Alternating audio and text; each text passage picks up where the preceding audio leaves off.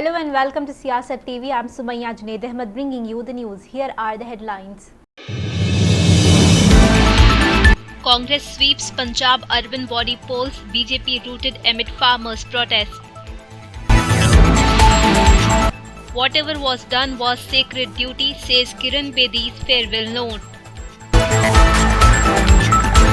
In government versus Twitter, Made in India coup gains 900,000 users in 5 days. Government overconfident, says Rahul Gandhi as 2 more COVID strains reported. Prime Minister Narendra Modi greets Telangana Chief Minister K. Chandrasekhar Rao on his birthday. Pista House fined ₹50,000 for displaying flashy name board. United Nations warns of Myanmar violence as protesters created gridlock. French Member of Parliament to vote on controversial anti-separatism bill today. Let's begin with our top story. The Congress party today made a clean sweep of Punjab's 7 municipal corporation in state local body polls. The party bagged all of them. Bathinda brought the most stunning results of the day, as it was after 53 years that it was returning to the Congress fold. The Bathinda Lok Sabha constituency is represented by Harsimrat Kaur Badal of Shrimoni Akali Dal, which only recently parted ways with long-time ally BJP following the unrest kicked up among the state's farmers by the centre's 3 new farm laws. The emerging scenario may be perceived as a huge setback for the BJP, since it was seen as an urban voter-based party and had been in alliance with the Shrimoni Akali Dal until the outraged farmers of these states changed their dynamics over the past few months. Moving on to our next story, police said the number of deaths in the bus accident in Madhya Pradesh Siddhi district has gone up to 49, with the recovery of 2 more bodies this morning.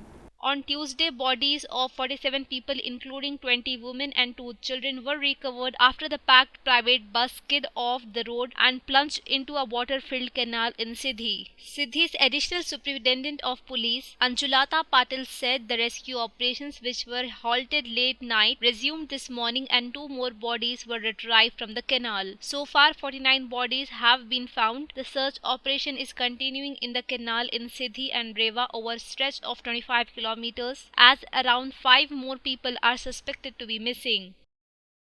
And Kiran Bedi thanked the government for the lifetime experience as the Lieutenant Governor of Pondicherry after she was removed from the top post last night amid the crisis in the ruling Congress government in the Union Territory. The Congress government has slipped into minority after 4 Congress leaders resigned from the assembly since last month. The notice for Ms. Bedi's withdrawal, which came from Rashtrapati Bhavan, is seen as a political move by the BJP to negate their rivals' primary campaigning platform and further weaken them ahead of the assembly elections in May. I thank the Government of India for a lifetime experience in serving Puducherry as its Lieutenant Governor. I also thank all who worked with me closely. I can say with deep sense of satisfaction that during this tenure, Team Rajnivas diligently worked to serve larger public interest. Whatever was done was a sacred duty, fulfilling my constitutional and moral responsibilities. Puducherry has a very bright future. It's now in the hands of the people. Wishing for a prosperous Puducherry. Moving on, the Bihar Board Class 10 exam 2021 today began at various examination centers across the state amid COVID-19 pandemic. A total of 1.68 million candidates have registered to appear for the BSEB Class 10th exam in the state. The enrollment of boys this year is 8,46,663, while 8,37,803 girl students have registered. The Union Health Ministry said that there are 565 active cases in the state. And the Bombay High Court today granted Mumbai lawyer and environmental activist Nikita Jacob transit bail for the 3 weeks in connection with the case filed by the Delhi police in connection with the toolkit matter. In the case of arrest, she will be released on a personal bond of 25,000 and one surety of like amount. The Delhi police had on Monday alleged that she, along with Bengaluru environmentalist Disha Ravi and Maharashtra engineer Shantanu Muluk, had created a toolkit meant to tarnish India's image. In the process, they were allegedly in direct touch with the pro-Khalistani elements. The toolkit was meant to garner international support for the ongoing farmers' protests against three new central farm laws. An Indian alternative to Twitter is experiencing a surge in popularity after the United States microblogging site clashed with the government, a sign of growing political challenges for the social media services. The Coup app, which lets users send out tweet-like posts in English as well as 7 Indian languages, shot to prominence after San Francisco company got into a weeks-long standoff with the government over blocking certain content. Prominent officials including Piyush Goyal, the Ministry of Industry and Commerce, defected the coup and urged supporters to follow the suit. The sudden rise of Coup has sparked privacy concerns over its collection of personal data and security questions because one of its investors is China's Shunwei Capital. The government is being grossly negligent and overconfident about the coronavirus pandemic in the country, Congress leader Rahul Gandhi said today, continuing his attack on the centre on Twitter. Sharing clipping of news report that said South African and Brazilian variant of the virus has entered India, the 50-year-old member of parliament said COVID-19 is not over yet even as the country sees sharp drop in infections. Let's bring you the latest on the COVID figures in the country. India's COVID-19 tally caseload crossed 1.9 crore mark with 11,910 new COVID-19 cases and 100 deaths reported in the past 24 hours. Remember, this is a government data shared by the Health Ministry coming up early this morning. Amid concerns of the third wave, more than 11,883 people successfully fought off the viral disease, taking the overall recoveries to 1.6 crore. The country now has 1,937,230 cases and more than 1,55,000 lives lost due to COVID-19. Whereas Telangana recorded 148 new COVID-19 cases and 1 fatality. As many as 19 lakh COVID-19 vaccines have been administered to the country so far. Let's shift our focus to Telangana, where Prime Minister Narendra Modi today greeted Telangana Chief Minister K. Chandrasekhar Rao on his 67th birthday and wished him a long and healthy life. Prime Minister Modi tweeted greetings to Telangana Chief Minister KCR Garu on his birthday, praying for his long and healthy life. Well, Health Minister Etala Rajendra said committed party workers who worked for the party wholeheartedly would get long-standing benefits. Minister asked the TRS workers to take part in tree plantation program today to be held on the occasion of Chief Minister K. Chandrasekhar Rao's birthday. Minister participated in a membership drive held in Jamikunta on Tuesday. Speaking on the occasion, he observed that unlike other segments, people of Huzurabad constituency would not be influenced by the temporary emotions and they would think in a longer perspective. Local people would not leave the party or leader once they believe them. Local people have a history to elect a leader for 20 years continuously. After formation of Telangana Rashtra Samiti, he has not been elected for 4th term for the segment.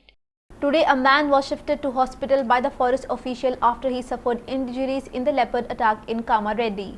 The victim, identified as N. Mallesh, a native of Somarpet in Yellareddy Mandal of Kamareddy, he was with his sheep when he was attacked by a leopard. He was shifted to Government Civil Hospital in Yellareddy. Leopard was on a prowl in the district for last few days and the recent attack left the villagers of Somarpet in panic. The forest officials asked the villagers to stay indoors during the night. Moving on Monday, the KPHB police arrested burglar involved in about 90 cases in Telangana and Andhra Pradesh. Police recovered gold and silver ornaments altogether worth of rupees 10.2 lakh from him. Police said 56-year-old Muhammad Ibrahim Siddiqui, a resident of Yellareddyguda in SR Nagar, started committing burglaries in 1990 and was last arrested in 2019. After being released from jail, he continued to break into houses and steal valuables. The enforcement wing of the Greater Hyderabad Municipal Corporation imposed a fine of rupees 50,000 on Pista House Bakery Charminar for using flashing lights on its name board. As per the challan, the bakery has used non-static illumination on the name board exceeding 15% of the frontage of the building. It is also mentioned that the bakery has not taken permission for such a name board, and the violation comes under section 420-421 of the GHMC Act and GOM's number 68 dated on 20th of April 2020. Moving on to our international news, Tom Andrews, the United Nations Special Rapporteur on Human Rights in Myanmar, has said he is terrified on escalation in violence in Myanmar as thousands of people on Wednesday stepped up for their campaign against the military coup. Protesters are calling for big rallies today to shatter the army's claim that it has widespread backing for 1st of February coup and that many people supported its move to seize power from civilian leader Aung San Suu Kyi, who was returned to office in a landslide in elections held in November. As internet networks came back to life after the third nightly blackout in Ro, protests appeared to be attracting more people than in recent days in the country's biggest city, Yangon. Alright, Israel's ambassador to United States has suggested his country would not engage with President Joe Biden on strategy towards Iran's nuclear program if the United States returned to the 2015 nuclear deal. Biden has made returning to the deal, which saw Tehran crucial its nuclear program in exchange for sanctions relief, a priority, saying it is key first step in reaching new agreements to strengthen and lengthen restrictions on Iran's nuclear ambitions. Israeli Prime Minister Benjamin Netanyahu has opposed a return to the deal that former President Donald Trump withdrew from in 2018 and instead imposed a maximum pressure campaign on sanctions against Iran. The White House announced on Tuesday that United States President Joe Biden plans a call soon with Israeli Prime Minister Benjamin Netanyahu, as critics have accused Biden of snubbing the leader of top U.S. ally in the Middle East. Some critics have accused Biden of snubbing Netanyahu for having not yet spoken to him nearly a month after taking office. Former President Donald Trump was close ally of Netanyahu and moved U.S. relations to a strong pro-Israeli position with little no contact with the Palestinians. Moving on, thousands of people have rallied in the eastern Algerian city Kherrata to commemorate the beginning of the demonstrations against the former longtime President Abdelaziz Bouteflika 2 years ago. Defying coronavirus restrictions, demonstrators in Kherrata, located some 300 kilometers, which is 186 miles east of the capital Algiers, shouted slogans on Tuesday against the country's political class and powerful military. Some of the demonstrators arrived from other provinces to take part in Tuesday's rally in Kherrata, where the first protest against the Bouteflika took place on 16th of February 2019. And after weeks of debate, France's lower house parliament will vote on so-called anti-separatism bill brought forward by President Emmanuel Macron's government. Proponents say that the controversial legislation is needed to tackle what they say term as Islamist separatism and bolster France's secular system. But critics, including prominent human rights groups, argue it breaches religious freedom and unfairly targets the country's 5.7 million strong Muslim minority population. French legislators are expected to approve the bill during the afternoon vote today in the National Assembly, which is dominated by Macron's centrist La République En Marche party. The vote follows 135 hours debate that saw some 313 amendments tagged onto bill's 51 articles. The draft law will then pass up to the upper house, the conservative-led Senate, which has the power to amend the proposal but is expected to green-light it. If it clears both legislative hurdles, the bill will be passed into a law within months.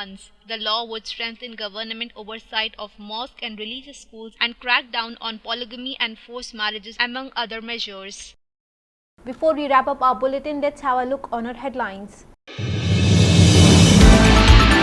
Congress sweeps Punjab urban body polls, BJP rooted amid farmers' protest. Whatever was done was sacred duty, says Kiran Bedi's farewell note. In government versus Twitter, Made in India coup gains 900,000 users in 5 days. Government overconfident, says Rahul Gandhi, as 2 more COVID strains reported. Prime Minister Narendra Modi greets Telangana Chief Minister K. Chandrasekhar Rao on his birthday. Pista House fined ₹50,000 for displaying flashy name board. United Nations warns of Myanmar violence as protesters created gridlock. French Member of Parliament to vote on controversial anti-separatism bill today. These were all the updates. More news on the other side. Thank you for your time. For more news, stay tuned to Siasat TV.